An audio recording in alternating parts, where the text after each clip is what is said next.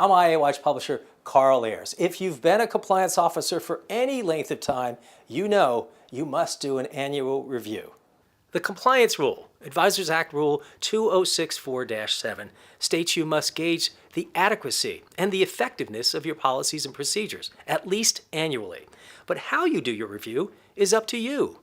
Rob Tull has seen hundreds of annual reviews, first as an SEC examiner and then as an in-house CCO.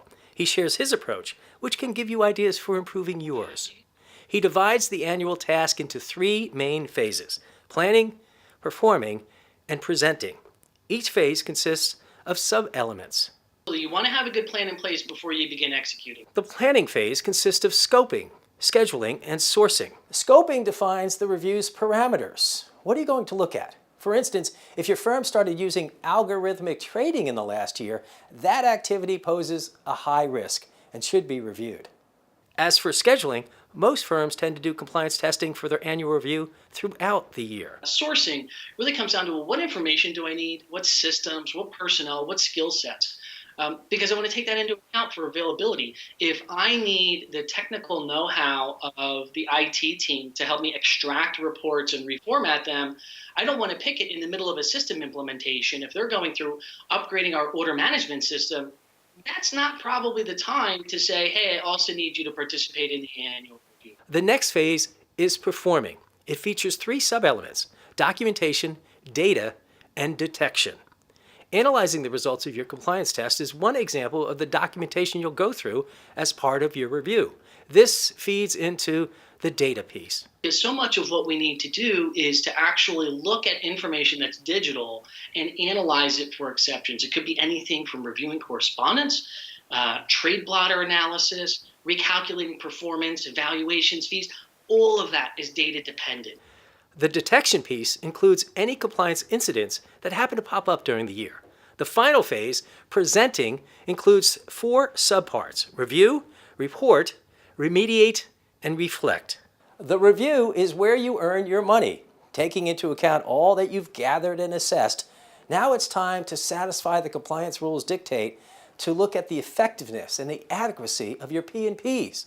For instance, what worked and what didn't, and what issues popped up in the last year. Tull subscribes to the belief that you should put your review in writing. If you put it in writing, you're leading with your story. It's best to involve a team, but the first blush should be by the CCO by themselves. And the reason I say that is you have to remember you have two sets of readers for your annual review: management and the examiners from the SEC or any kind of regulatory body. So what you want to read it is kind of fresh and understand, how's a third party going to read this? And that's where a lot of it comes down to terminology. A lot of it comes down to the lead-in description of how critical that control is or what risk it's identifying. So read it as a CCO by yourself, kind of in a vacuum, and determine, well, based on as it's written, do I think that's a material exception, immaterial exception? Should I be freaking out, or is that nothing? The length of the report can vary. Tull's produce reviews in as few as 5 pages and as many as 15. So it's really not the length of the report that's important. What you want to focus on is what is critical for management to understand succinctly the health of the design and the operating effectiveness of the compliance program. Remember to consider your audience. Where did management come from? Are they all from the investment side of the house and they think in charts and tables and statistics? Because that's how I'm going to present my annual review. I'm not going to give them single space 10-point and Times New Roman because they're going to read it. Or if they come from the marketing side, I might present it in PowerPoint with more charts and more summary things and really give them stoplights, red, green, yellow, stuff like that. So it really depends on your audience.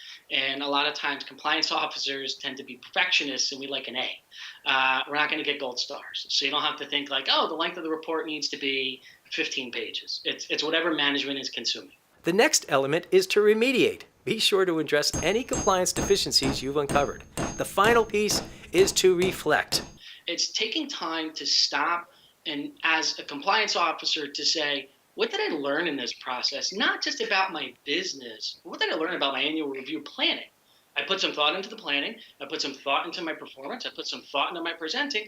What worked? What didn't work? What's an activity that I said, God, we've tested that 4 years in a row, and we need to redesign that test because we're not getting results. Or something where it's like, God, every time we test that, we have to change the plan because The department's always changing or the system's always changing. So reflect on it and really think about, what am I going to do next year? And while it's fresh in your head, make those notes as the planning file for next year. For more on Tull's take on the annual review, visit his website, progressivecomplianceadvisors.com, for his free white paper, and find tools to help you with your annual review in our compliance toolbox at regcompliancewatch.com. I'm IA Watch publisher Carl Ayers.